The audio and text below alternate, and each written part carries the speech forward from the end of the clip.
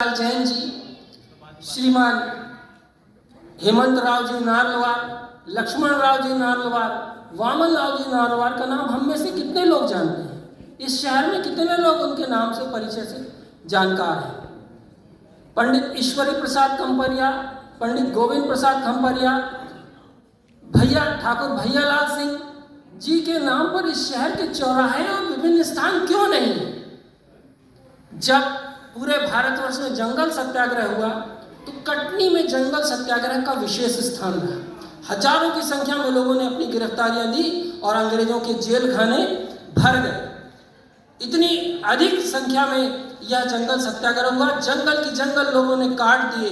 लखापतेई के जंगल में जब अंग्रेज की पुलिस ने लोगों को गिरफ्तार किया तो वहां पर 700 तो कुल्हाड़ियां ही इकट्ठा हुई। ऐसे हजारों की संख्या में लोग यहाँ पर गिरफ्तार हुए। उस जंगल सत्याग्रह के कारण पंडित मोतीलाल नेहरू ने कटनी को मध्य प्रदेश की बारडोली नाम दिया। मध्य प्रांत की बारडोली नाम पंडित मोतीलाल नेहरू ने जंगल सत्याग्रह में कटनी के योगदान को देखते हुए दिया। इस जंगल सत्याग्रह के अमर सेनानी जानकी प्रसाद पटेल जी ने जंगल सत्याग्रह के कारण अपनी शहादत दी और उनका जो शहादत की याद में जो जवाहरगंज में स्मारक बना हुआ है, वहाँ पर आज रुई बाजार भरता है।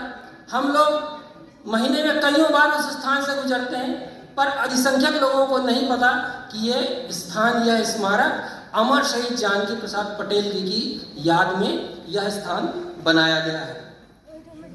तिलक राष्ट्रीय विद्यालय हमारे स्वतंत्रता संग्राम का मुख्य केंद्र रहा है। यहाँ तक कि महात्मा गांधी का कटनी शहर में एक दिन का प्रवास हुआ था। वहां पर वह एक दिन तिलक राष्ट्रीय विद्यालय के कक्ष में रुके हुए थे। आज तिलक राष्ट्रीय विद्यालय में सुअर लौटते हैं।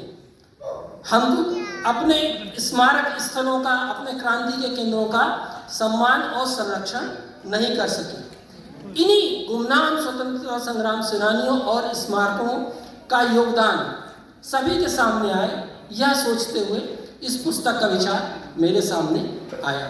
हमारे बीच डॉक्टर प्रताप भानु राय जी उपस्थित हैं। आपकी पुस्तक जंग आज़ादी में जबलपुर में कटनी का जो योगदान था, वह बड़े अच्छे रूप में आपने उसका उल्लेख किया हुआ है। हमारे बीच आदरणीय दादा राजेंद्र अग्रवाल जी उपस्थित हैं। उनकी किताब तो समझिए जानकारियों का एक एनसाइक्लोपीडिया है, एक खजाना है। कटनी शहर की ऐसी कोई जानकारी नहीं जो उस किताब में नहीं है। उससे हमको काफ़ी कुछ जानकारियाँ प्राप्त हुई। श्रीमान अनिल अयान जी ने गुजराहगढ़ क्रांति के बारे में एक बड़ी सुंदर पुस्तक लिखी है। वह उस पुस्तक से हमको काफ़ी सारी जानकारियाँ प्राप्त हुई। साथ ही साथ जो सेनानियों के परिवार थे, उन परिवारों से चर्चा करके भी हमको काफ़ी जानकारियाँ मिली। परंतु साथियों, इतिहास का लेखन यदि बिना चित्रों के किया जाए तो वह आकर्षक नहीं होता। स्वतंत्रता संग्राम सेनानियों के चित्र एकत्र करने के लिए भी यह एक श्रमकर कार्य था। अधिसंख्यक सेनानियों के चित्र उपलब्ध नहीं थे। कुछ थे भी तो बड़ी पुरानी फोटो थी, आधी फोटो खराब हो चुकी थी, तुड़ी मुड़ी थी, आधी फटी हुई थी। परंतु किसी तरीके से जहाँ से भी मिली हमने कोशिश की जितनी ज़्यादा से ज़्यादा सेनानियों की तस्वीरें इस पुस्तक में उनको स्थान मिल सके, वह स्थान देने का प्रयास किया। बहुत सी सेनानियों की तस्वीरें शायद प्रथम बार कहीं पर प्रकाशित हुई हैं। इस पुस्तक को लिखने में मेरे को भैया मोहन नागवानी, राजेंद्र भैया ने भरपूर सहयोग दिया। कोई भी पुस्तक जब हम लिखते हैं, जब तक उसका बाहर आवरण आकर्षक ना हो तो पुस्तक सहज ही आकर्षित नहीं करती। मैं अत्यंत आभारी हूँ। हमारे बीच अंतर्राष्ट्रीय ख्याति लब्ध चित्रकार अवधेश भैया उपस्थित हैं। उन्होंने एक हमारे सहज आग्रह पर, मेरी भैया से आज प्रथम बार मुलाकात हुई है, परंतु केवल फोन से चर्चा के आग्रह पर, क्योंकि आप भी तेवरी से आपका स्थान है, आपका ग्राम है और यहाँ से आपका जुड़ाव रहा है।